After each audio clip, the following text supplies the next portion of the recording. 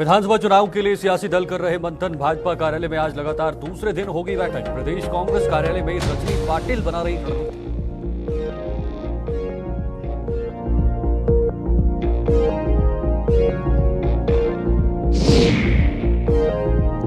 कटवा में स्वच्छता अभियान की उड़ी धज्जियां। परिसर में ही फैली अस्पताल से निकलने वाली गंदगी। स्वस्थ होने के बजाय बीमारियों का शिकार हो रहे मरीज।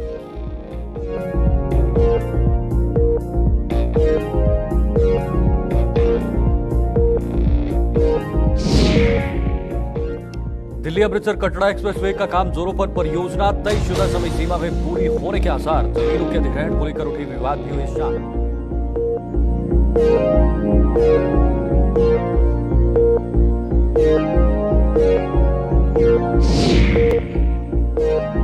सुरनकोट बबलियाज रोड के दिन फिरने हुए शुरू। पुंछ प्रशासन ने शुरू करवाया ब्लैक टॉपिंग का काम। वाहन चालकों व आम लोगों की जान में आई जान।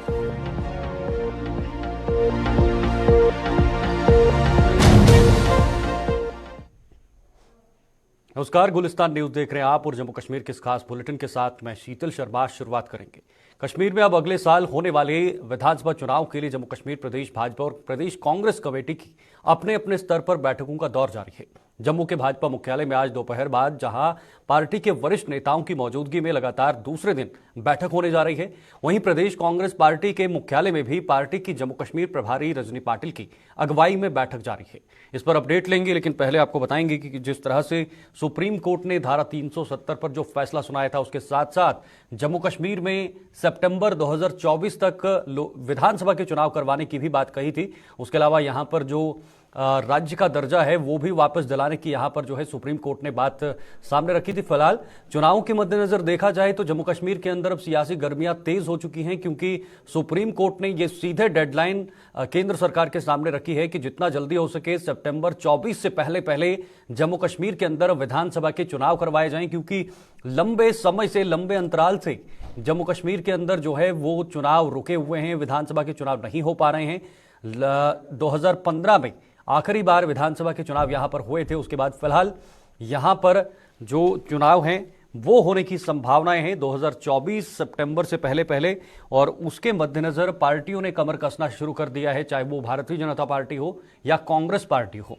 हमारे साथ अनिल शर्मा हमारे संवाददाता जुड़ गए हैं। साथ ही जानना चाहेंगे कि किस तरह की इस वक्त जो राजनीतिक गर्मियां हैं वो जमीन पर देखने को मिल रही हैं। पार्टियां अपने अपने स्तर पर किस तरह की कार्रवाई कर रही हैं। अनिल, एक तरफ भाजपा की बैठक चल रही है, दूसरी तरफ कांग्रेस भी पीछे नहीं है। कांग्रेस भी अब तैयारियों में जुट गई है। जमीनी स्तर पर अगर हम दोनों पार्टियों का या जो भी यहाँ की बाकी पार्टियां हैं, अन्य पार्टियां हैं, उनका आकलन करेंगे तो किस तरह से कर सकते हैं?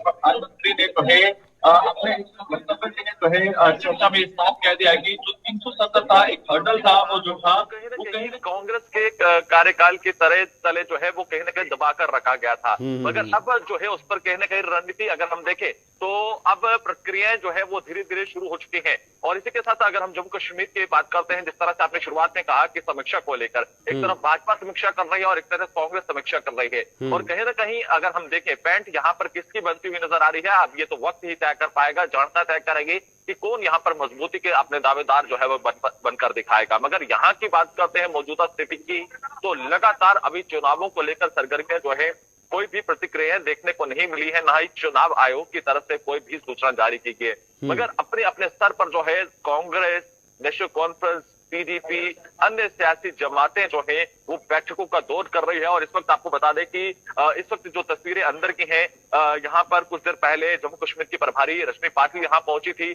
उन्होंने सीधा सीधा जो है देश के गृह मंत्री की बात करते हैं, प्रधानमंत्री की बात करते हैं और भाजपा की केंद्र सरकार की बात करते हैं, तो उनके दावों को जो है सिर्फ जो है ये बताया है कि जो झूठे दावे किए गए थे वो जो कश्मीर में वो यहाँ पर जो वादे किए गए थे वो इम्प्लीमेंट नहीं हुए हैं, और सिर्फ यहाँ पर एक दोगली राजनीति जो है वो की जा रही है। और ये साफ है मौजूदा स्थिति जम्मू कश्मीर को लेकर जो ये दावे किए जा रहे थे कि यहाँ पर अमन चैन होगा, यहाँ पर रोजगार होगा, वो यहाँ पर मिलते हुए नजर नहीं आ रहे हैं। ये इस वक्त जम्मू कश्मीर की प्रभारी रश्मि पाटिल ने कहा है। और जो दावे यहाँ पर स्टेट हुड का किया गया था वो भी देश के गृह मंत्री की तरफ से नहीं दिया गया है। चुनाव जो है उन्हें भी काफी लंबे समय से विलंब रखा गया है। अनिल, इस समय की जो जम्मू कश्मीर के अंदर स्थिति है उसके आधार पर अगर बात की जाए तो दो अलग अलग पार्टियां हैं, दोनों अलग अलग स्ट्रेटजीज होंगी। क्या क्या रणनीति लगता है आपको भारतीय जनता पार्टी की तरफ से जो है वो सामने रखी जाएगी, और दूसरी तरफ कांग्रेस किस रणनीति के साथ बीजेपी के सामने जो है यहाँ पर चुनौती पेश करेगी? क्योंकि कांग्रेस का जो वर्चस्व जम्मू कश्मीर के अंदर देखा जाए तो उतना नहीं है। यहाँ पर जो रीजनल पार्टीज हैं उन्होंने ज्यादा जो है यहाँ पर कहीं ना कहीं अपना दबदबा कायम रखा है। तो स्ट्रैटेजीज की बात करें इन दो पार्टियों की, क्योंकि ये दो नेशनल पार्टियां हैं, तो क्या लगता है आपको किस तरह की स्ट्रैटेजी और किस तरह की रणनीति के साथ जमीन पर उतरने वाली है?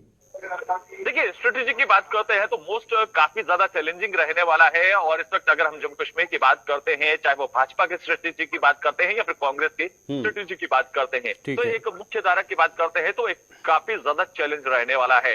और स्ट्रेटेजी की अगर हम बात करते हैं मुख्य धारा में, जिस तरह से जम्मू कश्मीर के जो इस समय मुख्य जो उद्देश्य हैं और मुख्य जो इस समय कार्य हैं, कांग्रेस उनको कहीं ना कहीं अपने मुख्य धारा में लाएगी। और वहीं पर जो मुख्य कार्य जो भाजपा की तरफ से किए गए हैं और जो उपलब्धियां की गई हैं उनको मुख्य धारा में रखकर जो है इन चुनावों को लेकर जो है वो रणनीति तैयार की जाएगी। क्योंकि विधानसभा चुनावों की बात करते हैं या फिर लोकसभा चुनावों की बात करते हैं, जिसको लेकर आप जम्मू कश्मीर के अंदर जो है हालांकि सरगर्मियां धीरे धीरे जो है वो तेज होती हुई नजर आ रही है। अब ये देखना होगा कि जो मौजूदा स्थिति यहाँ की है उसमें जनता किसको मत करती है और किसके पूरी तरह से दावेदार में जाती है। तो क्या ग्राउंड सिचुएशन से ये पता लग रहा है कि जो लोकसभा के चुनाव के परिणाम होंगे, जो या फिर बीजेपी का परफॉर्मेंस हो या कांग्रेस का परफॉर्मेंस हो, उसके आधार पर विधानसभा की एक दिशा या फिर दशा जो है वो तय हो पाएगी? जी, निश्चित तौर पर ये दिशा और दिशा की बात करते हैं तो ये तय होती है। अगर लोकसभा की बात करते हैं तो अगर लोकसभा के चुनाव होते हैं तो उसमें क्या रुख रहेगा भाजपा का, क्या स्ट्रेटेजी रहेगी, उसको लेकर जम्मू कश्मीर में खाका तैयार किया जा रहा है। और दूसरी तरफ जम्मू कश्मीर में भाजपा के साथ साथ कांग्रेस भी इसी तरह का मौजूदा स्थिति का खाका जो है यहाँ पर तैयार कर रही है। और उसी के बाद वो स्ट्रेटेजी अब विधानसभा चुनावों के अंदर भी उसी तरह से तय की जाएगी। क्योंकि अब ये देखना होगा कि ये रणनीति कितनी कारगर सिद्ध करती है, वो चाहे वो भाजपा है या फिर कांग्रेस है। और वहीं पर जनता को कौन ऐसा लुभा सकता है, कौन इन सब कार्यों पर जो है खरा उतर पाएगा, ये वक्त ही बताए। बिल्कुल, ये वक्त ही बता पाएगा। उससे पहले ये भी जानना जरूरी है कि चुनाव कब होंगे, विधानसभा के चुनाव कब होंगे। बहुत बहुत शुक्रिया आपका अनिल, तमाम जानकारी साझा करने के लिए। तो आपको बता दें अब चुनाव की सरगर्मियां तेज हो चुकी हैं, क्योंकि लोकसभा के चुनाव बिल्कुल सामने खड़े हैं और विधानसभा के चुनाव की होने की संभावनाएं भी हैं। हो सकता है दोनों चुनाव को एक साथ करवाया जाए या फिर पहले लोकसभा के चुनाव करवाए जाए और उसके बाद विधानसभा के चुनाव जो हैं वो करवाए जाए, जिसके लिए पार्टियों ने कमर कस ली है।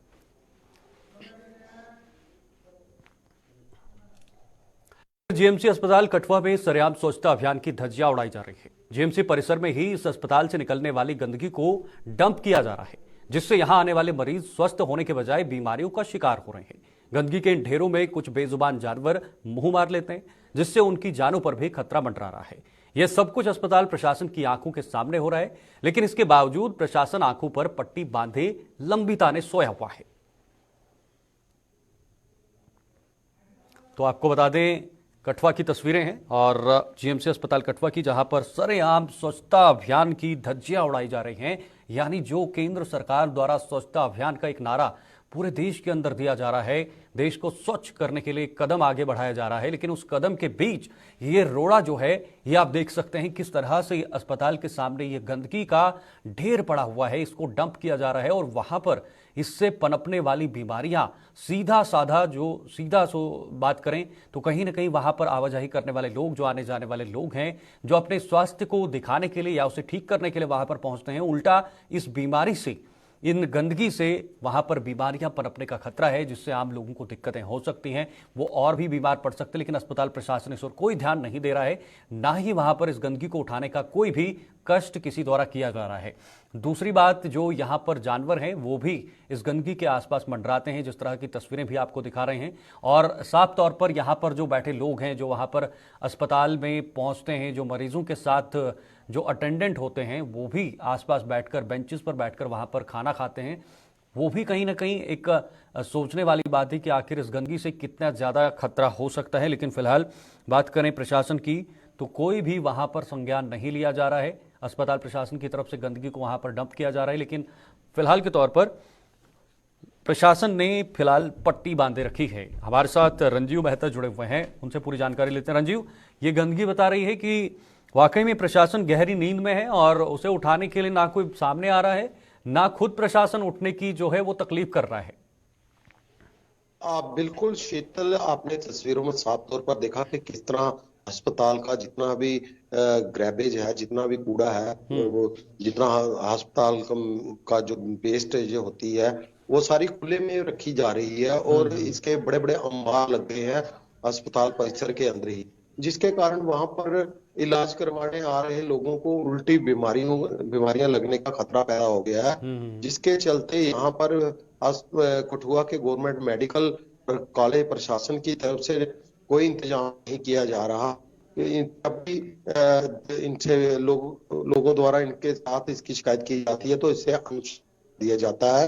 तो साफ तौर पर आप देख रहे हैं कि लोग हर जगह बैठने की जगह है, वहां पर भी खाना खाकर वहां भी गंदगी फैला रहे हैं, हर जगह गंदगी फैला रहे हैं। लेकिन बड़े बड़े अंबार जो है कूड़े के जो वो है अस्पताल का जितना भी वेस्ट मटेरियल होता है उनको बकायदा उसको रखने के लिए अलग से जगह बनी होती है और उसको लेकिन रंजीव, सबसे बड़ा सवाल यह है कि खुलेआम इतनी सारी गंदगी देखी जा रही है, उसके बावजूद भी प्रशासन कोई हरकत क्यों नहीं कर रहा है? जिला प्रशासन की बात करें या फिर अस्पताल प्रशासन की बात करें? अस्पताल की बात करें तो उनसे हमने कई बार इस मुद्दे को उठाने की बात की, लेकिन उनकी तरफ से कोई सकारात्मक जवाब नहीं दिया जाता। जब बाइट देने की बात करते हैं, सामने कैमरा ऑन कैमरा दिया जाए इस गंदगी के ऊपर, तो पहले वो फोन नहीं उठाते हैं, जब फोन कभी उठाते हैं तो समय के अभाव के कारण या किसी और कारणों के चलते मैं इसके लिए सामर्थ्य नहीं हूँ, एक दूसरे के ऊपर थोपा जाता है ये सारा काम। तो जिसके चलते वह लोग सामने आकर अपनी इस नाकामी को कहीं ना कहीं छुपाने का काम करते हैं, क्योंकि लगातार इस तरह के अंबार परिसर में लगना किसी एक बड़ी बीमारी के खतरे को की घंटी की तरह है ये, क्योंकि लोगों को काफी दिक्कतें हो रही है। बदबू इतनी ज्यादा है गंदगी से कि वो उस इलाके से गुजरना भी लोगों के लिए बिल्कुल बहुत ज्यादा दिक्कत हो रही है। बहुत बहुत शुक्रिया आपका रंजीव तमाम जानकारी के लिए और ये तस्वीरें दिखाने के लिए, अस्पताल प्रशासन की आंखें खोलने के लिए कि आखिर वजह क्या है कि इस गंदगी को वहां से नहीं उठाया जा रहा है और बार बार अस्पताल की जितनी भी गंदगी है उसे खुलेआम वहां पर फेंका जा रहा है, जिससे आसपास के लोगों को बीमारियों का खतरा भी हो सकता है। इधर दिल्ली अमृतसर कटरा एक्सप्रेसवे के निर्माण से भले ही जम्मू से लेकर कठुआ तक का सफर फिलहाल मुश्किल हो रहा है, लेकिन इस तस्वीर का एक दूसरा पहलू भी है। हाईवे पर सफर के लिए भले ही लोगों को दिक्कतों का सामना करना पड़ रहा है, लेकिन सच्चाई यह है कि इस परियोजना पर दिन रात काम जारी है और माना जा रहा है कि सरकार द्वारा तयशुदा समय सीमा के भीतर इसे पूरा कर लिया जाएगा। और तो और इस परियोजना के शुरू होने पर जमीनों के अधिग्रहण को लेकर उठे कई विवाद भी अब शांत हो चुके हैं, जिससे इस काम में कोई रुकावट नहीं आ रही है। तो चलिए इस पर खबर अपडेट लेंगे। हमारे साथ ऋषि खजूरिया इस वक्त सांबा से जुड़ चुके हैं। ऋषि, जरूर पहले इसमें विवाद उत्पन्न हुआ था, पनप रहा था, लेकिन फिलहाल ये जो अधिग्रहण का मामला है, अधिग्रहण का जो विवाद था वो यहां पर कहीं ना कहीं शांत होते हुए दिखाई दे रहा है। लेकिन दूसरी तरफ लोगों को दिक्कतें हो रही हैं जम्मू से कठुआ की ओर, लेकिन कहीं ना कहीं दूसरा पहलू ये भी है कि बहुत जल्द वहां पर इस कार्य को पूरा किया जा सकता है, यानी जो तय समय सीमा है। देखिए शीतल, आपको बता दें कि इस समय जो दिल्ली अमृतसर कटरा एक्सप्रेस हाईवे का काम है वो जोरों शोरों से चल रहा है। दिन रात यहाँ पर काम किया जा रहा है और जल्द ही एक नई तस्वीर हमें दिल्ली अमृतसर कटरा एक्सप्रेस हाईवे की देखने को मिलेगी। आप देख लें कि इस समय जो ट्रेन इस समय दौड़ रही है दिल्ली से जम्मू कटरा तक की, वो है वंदे भारत एक्सप्रेस। और उसी ट्रेन की स्पीड की अगर बात करें तो उसी स्पीड से गाड़ियां जो है वो माता रानी के दरबार में पहुंचेगी, जम्मू में पहुंचेगी। जो दिल्ली से श्रद्धालु माता रानी के भवन में दर्शनों के लिए पहुंचेंगे, यानी दिल्ली अमृतसर कटरा एक्सप्रेस हाईवे जो आपका समय बचाएगा, आपका सफर आसान करेगा और उसी के साथ साथ आपकी जो दूरी है वो भी कम हो जाएगी। 6 से 7 घंटों में आप जो दिल्ली से अमृतसर होते हुए कटरा जम्मू में पहुंचेंगे। उसी को लेकर दिन रात यहाँ पर काम किया जा रहा है। और अगर इस जम्मू पठानकोट राष्ट्रीय राजमार्ग के पैरेलल देखें तो इसका अलग अलग जो स्ट्रेच है वहां पर काम काफी तेजी से चल रहा है। और 2025 के आसपास जो वो एक नई तस्वीर होगी इस बदलते भारत की, और ये जो दिल्ली अमृतसर कटरा एक्सप्रेस हाईवे ये बनकर तैयार हो जाएगा। इसी को लेकर मैं आपको बता दूं कि जो आपने कहा कि भूमि अधिग्रहण को लेकर जो यहाँ पर दिक्कतें परेशानी जो वो लोगों को काफी पेश आई थी, जिनकी जमीनें हाईवे के अधीन आई, उसको लेकर कई विवाद हमने देखे और उसके बाद प्रशासन ने उन विवादों को सुलझाने की कोशिश भी की। जो उक्त मुआवजा था, जो बेनिफिशियरी से उनको उक्त मुआवजा भी मिला। तो अब कहीं ना कहीं विवाद जो वो पूरी तरह से शांत होते नजर आ रहे हैं। हालांकि इक्का दुक्का किसी तरह से हो सकते हैं, जिसको लेकर अभी इसको लेकर जो काम है वो किया जा रहा है, जो कुछ डॉक्यूमेंटेशन है वो की जा रही है। जो उक्त मुआवजा उनको लाभार्थियों को मिलना चाहिए वो मिल भी रहा है। लेकिन अगर जम्मू पठानकोट राष्ट्रीय राजमार्ग की बात करते हैं तो यहाँ पर अब इस समय जो हालात है वो आपके सामने है, क्योंकि कहीं ना कहीं हाईवे के चौड़ीकरण का काम किया जा रहा है और इसी हाईवे से जुड़ेगा आपका दिल्ली अमृतसर कटरा एक्सप्रेस हाईवे। तो ये आने वाले दिनों में दिक्कत परेशानी जो है वो ऑलमोस्ट दूर हो जाएंगी। अभी काफी दिक्कतें आ रही है, सड़क हादसे जो है वो लगातार यहाँ पर देखने को मिल रहे हैं। तो ये दिक्कतें जो है वो आने वाले दिनों में ठीक हो जाएंगी, जिसको लेकर अभी कुछ ना कुछ आप ये कह सकते हैं कि लोगों को दिक्कतों का सामना जरूर करना पड़ रहा है। लेकिन बिल्कुल यहाँ पर दिक्कतें जरूर हो रही हैं, लेकिन आने वाले समय में इसका समाधान निकल जाएगा। मैं एक एवरेज की बात करूंगा, काम की रफ्तार की और जो समय सीमा तय की गई है, क्या आपको लगता है कि वो उस एवरेज से काम चल रहा है, उस लगातार उस तरह से काम हो रहा है कि बहुत जल्दी काम संपन्न होगा? देखिए, बिल्कुल जो डेडलाइन दी गई है वो ऑलमोस्ट उसी डेडलाइन के हिसाब से काम यहाँ पर किया जा रहा है। और आप ये कह सकते हैं कि कुछ दिन आगे पीछे हो सकते हैं, जिसको लेकर जो डेडलाइन करार दी जाती है। लेकिन जिस स्पीड से इस समय काम हो रहा है, दिन रात यहाँ पर काम किया जा रहा है। आप देख रहे हैं कि जो तस्वीर आप दिखा रहे हैं स्क्रीन पर, तो यहाँ से आप दूर तक की नजर जो वो घुमाकर देख सकते हैं। जो दूर तक नजर यहाँ पर जा रही है, एक बड़ा अच्छा ब्रॉड एक हाईवे जो दिल्ली अमृतसर कटरा एक्सप्रेस हाईवे बन रहा है। इसी के अधीन कई ऐसे बड़े बड़े पुलों का निर्माण किया जा रहा है, जहां पर दिन रात तेजी से काम किया जा रहा है। और ऑलमोस्ट कुछ जगहों पर पुलों के काम जो वो कंप्लीट भी हो रहे हैं। यानी एक शॉर्ट स्पैम में आप देख रहे हैं कि यहाँ पर जो एक नई तस्वीर सामने आ रही है। तो मुझे लगता है कि आने वाले दिनों में ये बढ़िया एक खूबसूरत तस्वीर जो है वो सामने आएगी। और आप ये कह सकते हैं कि प्रधानमंत्री नरेंद्र मोदी जी का ये एक ड्रीम प्रोजेक्ट है, जिसको लेकर यहाँ पर केंद्रीय मंत्री नितिन गडकरी जी की अगुवाई में ये जो काम है किया जा रहा है। एक्सप्रेस हाईवे हो या फिर नेशनल हाईवे हो, ये तमाम बड़े प्रोजेक्ट्स हैं जिनको लॉन्च किया गया और अब इन प्रोजेक्ट्स को पाइपलाइन में डालकर इसको अमली जमा पहनाया जा रहा है। तो वाकई में बदलते भारत की ये बदलती तस्वीर जो वो सामने आ रही है। और कहीं ना कहीं इसको लेकर भी कई सवालिया निशान तमाम विपक्षी पार्टी ने खड़े किए थे। तो मुझे लग रहा है कि विपक्ष को भी ये बड़ा जवाब जो है वो केंद्र सरकार ने दिया है, जिस तरह से इन प्रोजेक्ट्स को लाया है और लोगों को सहूलियत देने की कोशिश की जा रही है। हालांकि जब सहूलियत देने की बात आती है तो थोड़ी सी अड़चने भी जरूर आती हैं। यहाँ भी हाईवे को लेकर जो दिक्कत बनी है, हाईवे के पैरेलल अब ये जो दिल्ली अमृतसर कटरा एक्सप्रेस हाईवे बन रहा है ये भी कंप्लीट होगा। और आपको याद होगा कि रिंग रोड का काम भी चला, वो भी ऑलमोस्ट कंप्लीशन पर आ गया है। तो नेशनल हाईवे की भी जल्द ही तस्वीर जो वो बदलेगी और एक सर्किट जो हाईवे का बनेगा ये काफी खूबसूरत हाईवे बन जाएगा। बिल्कुल, और काफी खूबसूरत होगा, लेकिन उसके साथ साथ आम लोगों के लिए काफी कारगर भी हो सकता है, क्योंकि ये ड्रीम प्रोजेक्ट है केंद्र सरकार का। बहुत बहुत शुक्रिया आपका ऋषि, तमाम जानकारी साझा करने के लिए। ऋषि हमारे साथ जानकारी दे रहे थे कि दिल्ली जो कटरा एक्सप्रेसवे है, अमृतसर कटरा एक्सप्रेसवे है, उसका काम जोरों शोरों पर चल रहा है और सरकार ने जो लक्ष्य रखा था उस लक्ष्य के आसपास तक ये काम जो है ये कार्य पूरा किया जाएगा और उसके बाद आम लोगों को यहां पर काफी ज्यादा सुविधाएं मिल सकती हैं।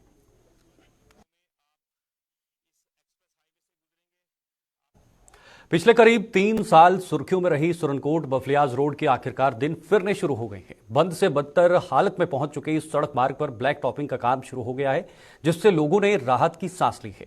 इस सड़क मार्ग की बदतर हालत के विरोध में सुरनकोट में कई आंदोलन भी हो चुके हैं और यह काम शुरू होने से अब वाहन चालकों की भी जान में जान आई है।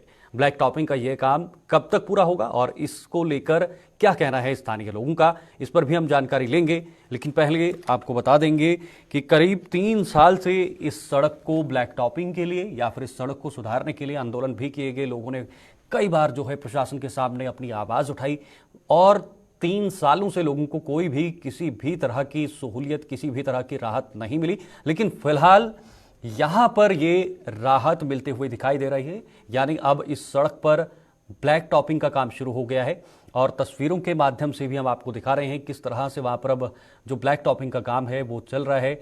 यानी अब जो आवाजाही करने वाले लोग हैं वहाँ से रोज़ जिनका आना जाना रहता है उनको भी राहत मिली है, क्योंकि उनके वाहन बचेंगे भी और समय भी कम लगेगा, और ये कहीं ना कहीं एक बहुत बड़ी उपलब्धि भी है। हमारे साथ आकाश जुड़े हुए हैं।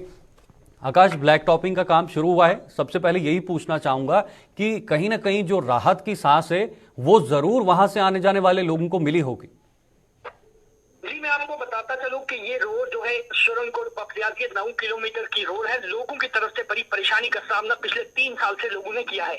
और आज की बात करें, आज लोगों को जो है राहत का सामना मिला है। देखा जाए कि इस रोड पे लोगों ने भी नहीं सोचा था कि इस रोड को भी कहीं काम जो है कंप्लीट में, कई बार लोग जो है इस कंपनी से जो है धर्मराज कंस्ट्रक्शन कंपनी से काफी नाराज नजर आए, और लेकिन आज एक बार फिर से जो है लोगों के दिलों में जो है खुशी की लहर, बिल्कुल खुशी की लहर है आकाश। लेकिन दूसरी तरफ अगर बात करें तो आज दिसंबर का महीना है और बारिश बर्फबारी का भी सीजन शुरू हो चुका है, तो क्या ये समय सही समय है ब्लैक टॉपिंग करने का?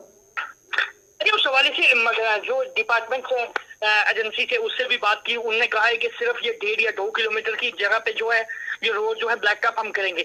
बाकी रोड जो जब आने वाले वक्त में मौसम चेंज होगा उसके बाद टेम्परेचर जो है इस लुक को जो है इस ब्लैक टॉप जो है 90 के रेट पे करना पड़ता है, लेकिन 150 टेम्परेचर रख के इसको जो है ब्लैक टॉप किया जा रहा है। और उसके साथ साथ लोगों की तरफ से ये कहा गया कि मौसम खराब है, इस वक्त बीटी नहीं करनी चाहिए। उनने ये कहा है कि सिर्फ 1.5 किलोमीटर की दूरी पे जो है उनने आज जो है ब्लैक टॉप कर दिया है।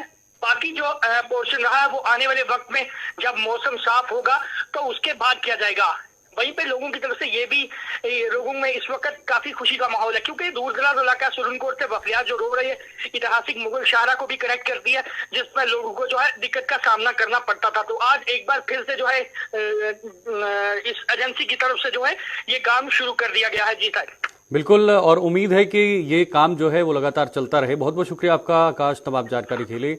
ये आकाश मलिक हमारे से जुड़े हुए थे जो कह रहे थे कि जो सुरनकोट बखरियाल सड़क है जो काफ़ी समय से विवादों में है, लेकिन फिलहाल वहां पर ब्लैक टॉपिंग का काम शुरू हो गया है जो तस्वीरों में आप देख रहे हैं। और इन तस्वीरों पर ज़रूर ये सवाल भी उठते हैं कि दिसंबर के महीने में ब्लैक टॉपिंग का काम किया जा रहा है, लेकिन प्रशासन की तरफ से साफ कर दिया है कि ये कुछ ही जो डिस्टेंस है, कुछ ही दूरी तक इसको रखा जाएगा। उसके बाद अगला जो मौसम बदलेगा उसके बाद फिर वहां पर ब्लैक टॉपिंग का काम शुरू होगा। आगे बढ़ते हैं। विकसित भारत संकल्प यात्रा के तहत सुचेतगढ़ की पंचायत कलोई में एक कार्यक्रम का आयोजन किया गया। इसमें पूर्व मंत्री व भाजपा के प्रदेश उपाध्यक्ष श्यामलाल चौधरी और पंचायत के सरपंच ओंकार सिंह विशेष तौर पर मौजूद रहे। कार्यक्रम के दौरान लोगों को केंद्र सरकार की जन कल्याण योजनाओं से रूबरू करवाया गया।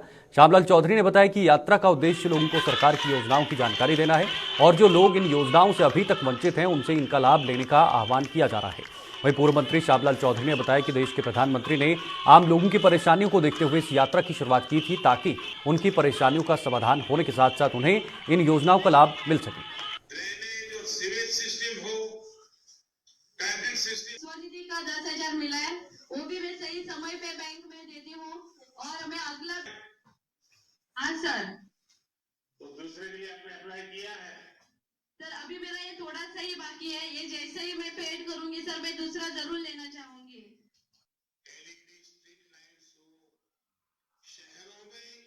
लोगों के लिए बनाई, उनको इसका लाभ मिला, उसके लिए देश के प्रधानमंत्री और केंद्र की सरकार ने आपकी सरकार आपके द्वार पर लाकर खड़ी कर दी ताकि आप लोगों को जो योजनाएं जिसका लाभ मिला है और जिन लोगों को लाभ उसका नहीं मिल सका किसी वजह से उसकी जागृति, उसके अवेयरनेस और उसके लिए रजिस्ट्रेशन हो ताकि जो समस्या जिसका समाधान नहीं हो सका उसका समाधान हो।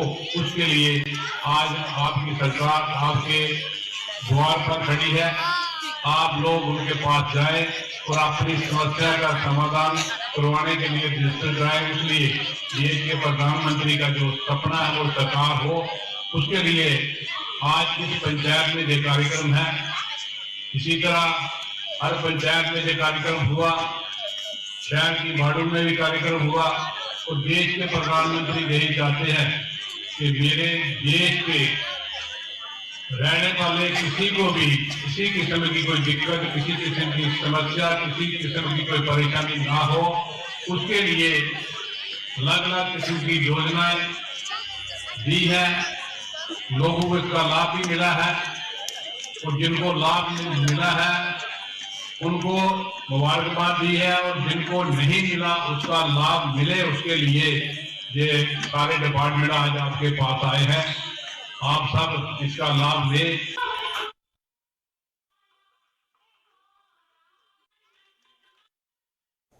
इस बुलेटिन में फिलहाल के लिए इतना ही। देश और दुनिया की तमाम खबरों के लिए आप देखते रहे गुलिस्तान न्यूज। नमस्कार।